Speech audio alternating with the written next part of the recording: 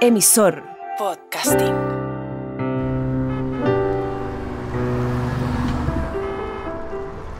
Primera vez que me encuentro con dos personas que me dan un motivo diferente del peritaje. Uno me dice, oye, a mi amigo lo secuestraron. Y otro dice, no, tu amigo robó. Y los dos son funcionarios. Entonces uno dice, bueno, ¿a quién le hago caso?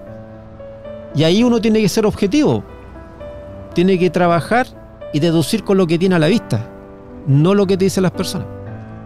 Yo era jefe de la sección huellas y llega un perito en foto del laboratorio de criminalística y me cuenta que había un problema con un amigo que trabajaba como nochero en Aqualung y había desaparecido. Vivía con la mamá y siempre llegaba entre 9:30 y 10 de la mañana y no había llegado. Era mediodía. Se preocupó y lo llamó a él, que qué pasaba con su hijo, porque lo último que recordaba que él había llamado tipo 10:30, 11, más o menos. Y le dijo, mamá, me siento medio mal, y se cortó la comunicación. Paralelamente llegan colegas de otra unidad a pedir un peritaje a Aqualung. Nosotros estamos sospechando del nochero que se robó varias especies de Aqualung. Y nos quedamos todos mirando. Entonces dice el colega, oye, no, pues si mi amigo no es un ladrón. No sé, pues desapareció con un furgón y faltan varias especies. Así que traemos unas mujeres que algo saben y unas botellas para que hagan un peritaje. Y se determina que una de las huellas de la botella correspondía a una de las mujeres. Quedamos dos investigaciones paralelas. Una, la que era oficial de que el tipo se había robado el furgón, va a una mercadería. Y la otra, del colega que nos contaba otra versión. Pasa como 10 días, 15 días más o menos, y aparece el furgón para el lado de Graneros. Y tenía un perito en huellas que había pasado por la brigada de homicidio. Y le dije, mira, anda a revisar este furgón como perito en huellas y como detective de homicidio. Aplica tus dos especialidades, le dije, porque aquí algo raro hay. Llegó en la noche tarde, yo estaba esperando. Y me dice, mire señor, en el riel de la puerta de corredera encontré unas manchas de sangre, las recogí y las llevo para peritaje. Así que mi antiguo tutor cuando yo estuve en la brigada de homicidio era segundo jefe de la inspectoría general. Entonces voy a hablar con él y le cuento todo el caso. No, me dijo, este es un homicidio. Voy a hablar con el director para que mediante una providencia le ordene a la brigada de homicidio hacer un informe. Así que al tiro un equipo a revisar la bodega de Aqualung. Llegan los colegas y uno como BH tiene 3 niveles de observación: piso, muralla y techo. Y los colegas ven el techo, el cielo de la bodega y habían huellas de sangre. A este cabro cuando llama a su mamá, tienen que haberlo drogado. Él se da cuenta que están cargando el furgón y le pegan en la cabeza y se justifica la sangre que hay en el cielo. Así que van a buscar a la mujer y la mujer entregan a un tipo y el tipo nos da el lugar donde estaba enterrado. Había un pozo séptico cerca del furgón y ahí sacan el cadáver que estaba amarrado en posición fetal dentro de una caja de un televisor.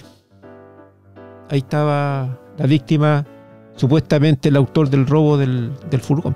Esa diligencia motivó que el director felicitara a todos los participantes. ¿Y quién faltó en el listado? Yo. Ese caso fue uno de los mejores del año de la brigada de homicidio. El caso Aqualung.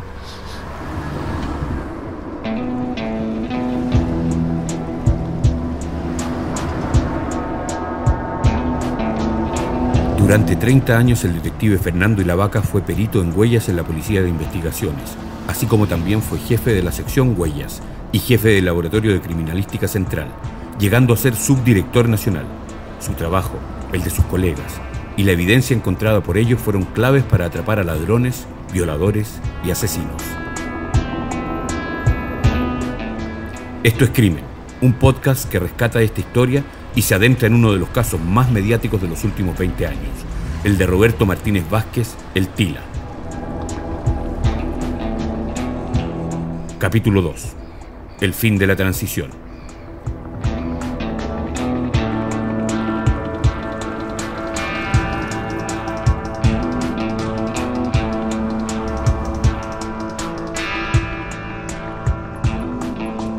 La bisagra que divide dos países muy distintos se produce a fines de los 80 y principios de los años 90. Un país en dictadura, otro país en democracia. En 1990, 4 de cada 10 chilenos vivían en la pobreza. Al final de la década de los 90, aunque esa cifra disminuyó a la mitad, se profundizó la mala distribución de los ingresos. A comienzos de los 90, con el retorno a la democracia, cerca de la mitad de la población pensaba que el crecimiento tenía que ver con ellos. En el 2002, el 80% pensaba que los únicos beneficiados con el crecimiento eran los más ricos. Fueron años en que el acceso a la tecnología se abrió camino, pero ese país no era igual para todos. Ahí en las sombras se movía el desprecio y el resentimiento. Fue detenido por carabineros de la CIP el 7 de marzo de 1994, luego de un violento asalto a una residencia de un ex ejecutivo de El Mercurio. Yo y mi mujer dormíamos a esa hora. Se lanzó encima mío con un puñal, me clavó el puñal y mi mujer me rogaba que no me resistiera para que no ocurriera ninguna otra cosa, entonces me dejé amarrar. Roberto Martínez Vázquez cumpliría 18 años y sería juzgado como un adulto. La violenta noche de drogas y alcohol de ese marzo de 1994 comenzó con el asalto en Vitacura. Siguió en un auto robado que volcaría en la salida norte de Santiago junto a sus cómplices. Tratando de escapar de la persecución policial, disparó un revólver hiriendo a una persona que trató de ayudarlo. Luego huyó en un bus, camuflado como pasajero, y fue detenido a 90 kilómetros por un control de ruta de carabineros. No había vuelta atrás. Algo tenía en su mirada desde que era un niño, algo que hizo que fuera siempre una suerte de delincuente mediático. Por esos años vivía en Valdivia, hasta donde llegó para que una tía continuara su crianza. El Tila había nacido en este barrio de la José María Caro en Santiago. Su padre nunca fue parte de su vida y su madre poco pudo hacer por él a causa de los problemas psiquiátricos que tenía.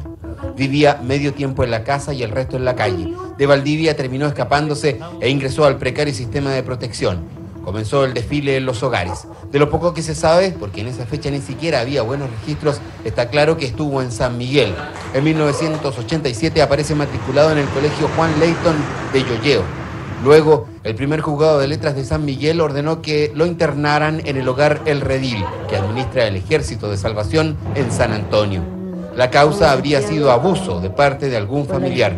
En este centro permaneció desde agosto de 1987 hasta el 6 de junio del año siguiente. Ese día se fugó. Convertido ya en un criminal célebre, así se resumía en la prensa la infancia de Roberto Martínez Vázquez, que cuando tenía solo 4 años ya había sido detenido por vagancia. Todo esto aparecería después con más detalle en El Tila, un psicópata al acecho, un libro publicado en 2010 después de una larga investigación periodística con decenas de relatos y testimonios. Fernanda Varela es coautora junto a Constanza Cristino, Daniela Rosales y Noelia Zunino, y recuerda esos primeros años del Tila.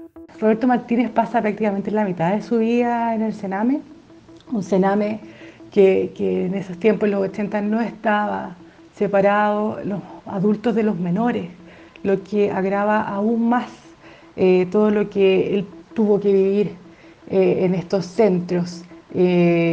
Nosotros en el libro le ponemos la escuela de la delincuencia porque es un poco también lo que reflejaba en esa época el Sename y lamentablemente no ha cambiado mucho hasta la fecha. Los adolescentes, los jóvenes entraban siendo delincuentes menores o a veces tomados, detenidos por casos pequeños y salían totalmente abusados, vulnerados y expertos en delitos más graves, sin ir más lejos, todas las técnicas de amarre que el Tila usó después en sus crímenes, los aprendió en sus procesos vividos en el Sename. Y la segunda mitad es su hogar. Él vivía con una mamá esquizofrénica, padre ausente. Él también relata que vivía con 3 tíos travestis que le pegaban, que abusaban de él. Esto también fue validado por los vecinos que nos contaron que sí, efectivamente tenía estos tíos travestis. y tuvo una infancia muy difícil, o sea, en su casa acá en la José María Caro, él comenta que se hacía pipí, lo amarraban a un árbol en la calle, en el patio de su casa, con mucho frío. Y en su minuto aparece este padre ausente tratando de sacarlo de esta situación y lo toma y se lo lleva al sur, a Reumén, a vivir con su tía, con la tía Ruth, donde lamentablemente tampoco fue mejor la experiencia. Nosotros tuvimos la posibilidad de estar ahí, conversar con sus compañeros de colegio de la época en la escuelita 51 de Reumén, y tienen los recuerdos de este niño súper activo, siempre queriendo llamar la atención, bueno para la poesía, bueno para el teatro desde muy pequeño, pero a la vez se recuerdan del niño que llegaba con los pantalones arremangados, a pie pelado, y con los zapatos en la mano, porque si se lo ensuciaba le sacaban la mugre en la casa a su tía. No está muy claro el proceso de su regreso de Reumén, pero él dice que de alguna forma se escapa, agarra una bicicleta que se roba y vuelve a Santiago, y lamentablemente vuelve a este ciclo del Sename. Él entró y salió de ahí en adelante constantemente desde las cárceles de menores.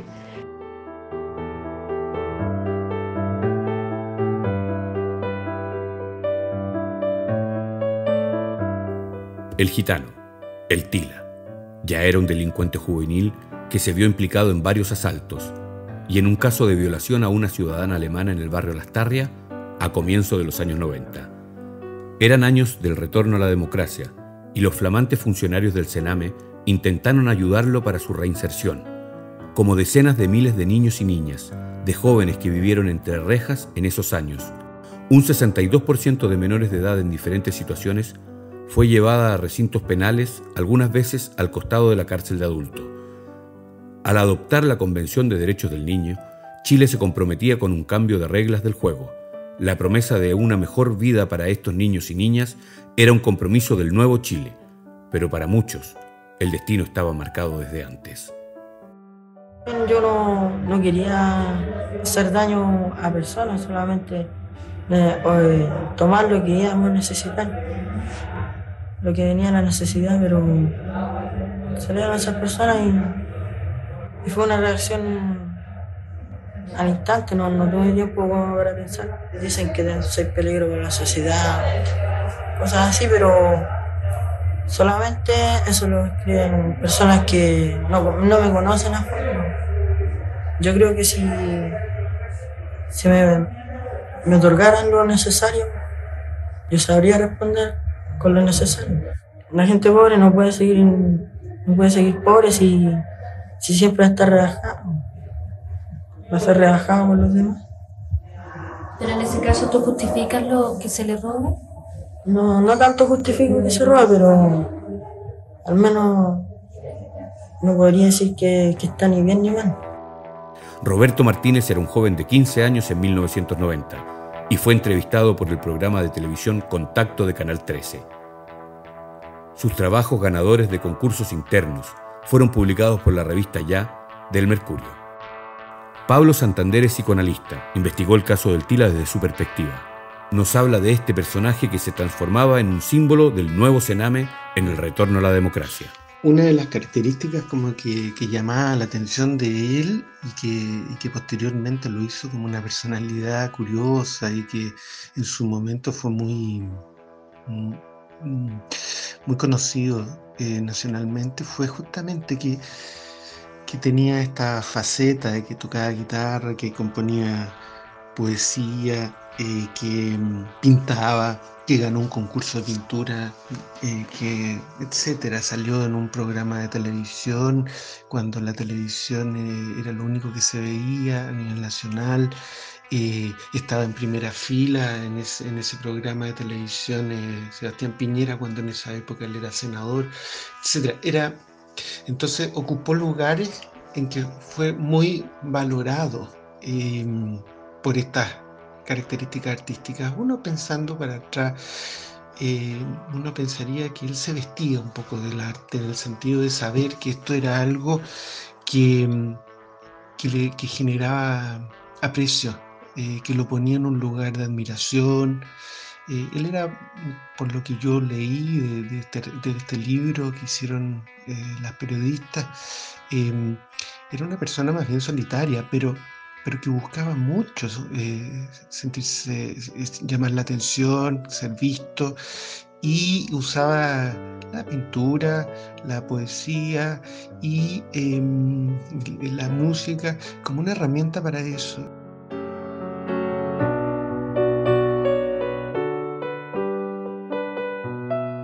En 1994, Roberto Martínez Vázquez fue sentenciado y pasó el resto de la modernidad y prosperidad de los 90s preso en la cárcel de Colina. Sería liberado el 2001, un año antes del caso del violador de la dehesa.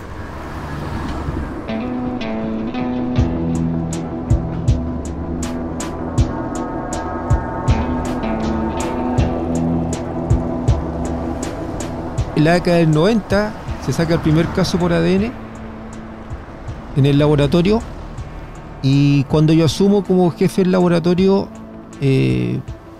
como una forma de bromear con los peritos, le decía: dactiloscopía, el 100% de certeza. El ADN es el 99,179 a la derecha, pero señores, casi el 100%, pero no el 100%, o sea, dactiloscopía, el 100%. El ser humano, para cometer un delito, ocupa sus manos, ¿sí? Pero no en todos los delitos el autor deja fluidos corporales, que puede ser sudor, sangre, semen.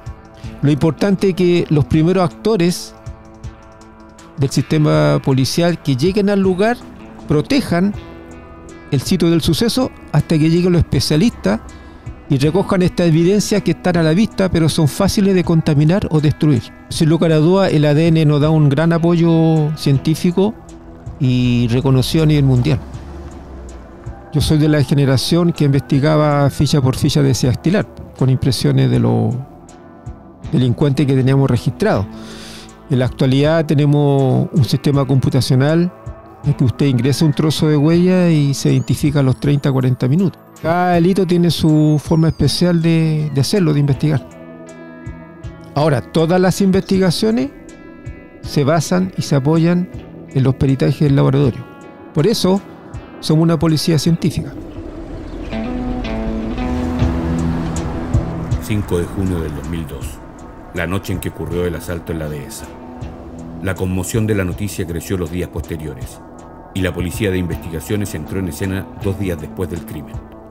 A primera hora de la mañana del 7 de junio, Fernando Ilavaca recibió una llamada del alto mando para que convenciera al juez y se hiciera cargo de las pericias criminalísticas. Al mediodía, llegaron al sitio del suceso. La presión de la opinión pública exigía por resultados concretos. El magistrado, con dedicación exclusiva a su vez, exigía a los equipos de investigación estos resultados. Pero en la urgencia, a veces conviene ir a otro ritmo y evitar cometer errores. Carlos Carrillo, y en presencia del presidente de la Corte de Apelaciones, Carlos Cerda, rompió su silencio reconociendo que los ataques perpetrados por el psicópata en Vitacura, la dehesa y el sector del Parque Forestal se estaban trabajando una serie de pistas, incluyendo la comparación con otros casos anteriores. En esta causa no hay detenidos y no hay en este minuto acreditada la presencia de más casos, aunque se están investigando una importante cantidad de otras causas en que podríamos intentar buscar con eso. Más adelante, el magistrado, con dedicación exclusiva, se refirió al actual estado de la investigación. Que habría algún hilo conductor central, que hay coincidencia respecto de los hechos investigados en una y en otras causas, acerca de la forma de operar principalmente los sospechosos. Finalmente, el juez, con dedicación exclusiva por el caso del llamado psicópata a la dehesa, Carlos Carrillo, pidió a la población, especialmente a la del sector oriente, tener tranquilidad, ya que tanto las policías como la justicia están realizando todas las diligencias necesarias para ubicar a la brevedad al autor de estos graves delitos. El ADN fue clave, lo que puso a Roberto Martínez en la escena del crimen tanto en la dehesa como en Vitacura y Parque Forestal. El detective Ilavaca recuerda un almuerzo de camaradería en que todos los cabos comenzaron a atarse. Nosotros tenemos círculos de funcionarios en retiro que todos los meses se reúnen en un almuerzo de camaradería donde todos se acuerdan las investigaciones que hicieron, comentan los casos que aparecen por la prensa este grupo de detectives en retiro invita al director Nelson Meri, ante lo cual el director aceptó.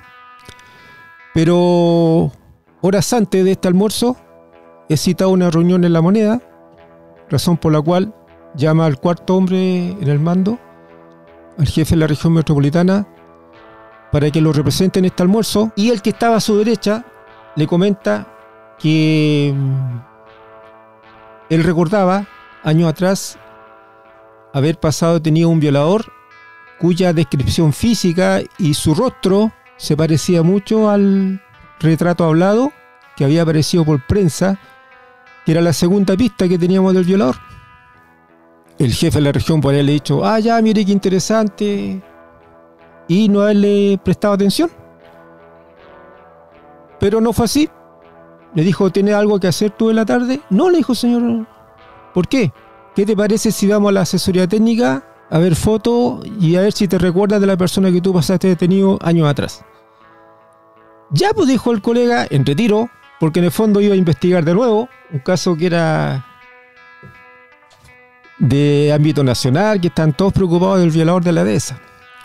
Concurre a la asesoría técnica, se ubica unos registros, pero la foto no correspondía al que él reconocía. De este registro de la detención de este delincuente teníamos las impresiones digitales, así que me llama el jefe de la región, me dice, el punto central era investigar las impresiones a quién correspondían, y supuestamente era este el violador. Se envió un equipo especial de peritos en huellas. Llega a mi oficina el jefe de la sección huellas y me dice, señor, le tengo dos noticias, una buena y una mala. Está identificada la persona. Está detenido porque pasó por la brigada de homicidio como autor del homicidio de su pareja, a quien quemó y descuartizó. Las vestimentas que andaba trayendo esta persona se mandaron al laboratorio para periciar. Así que llamé al jefe de la sección química para que ubicara la ropa y la muestra genética de este autor del homicidio y la comparara con las evidencias genéticas que teníamos de las violaciones. Y a los pocos minutos sentí que el colega venía corriendo por el pasillo diciendo que era el autor de las violaciones. Así que contento, pues le dimos cuenta al subdirector, que me decía, ¿viste? Que tenía razón.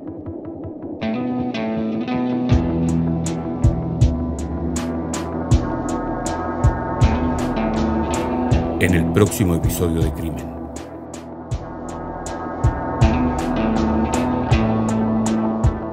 Según la policía, en esta búsqueda se cotejaron 5.000 fichas de violadores. Luego hubo un descarte por edad, descripción física y forma de actuar, quedando unos 25 sospechosos.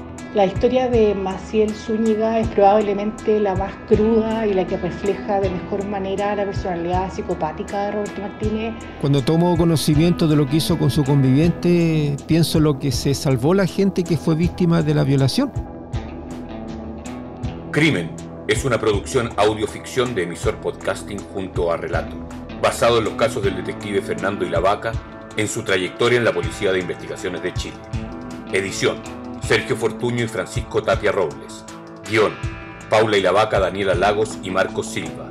Música: Pedro Piedra y archivo de Canal 13, con la narración de Marcial Tagle. Producción: Paula Ilavaca, Sergio Fortuño y Marcos Silva. Dirección: Marcos Silva. Todos los derechos reservados.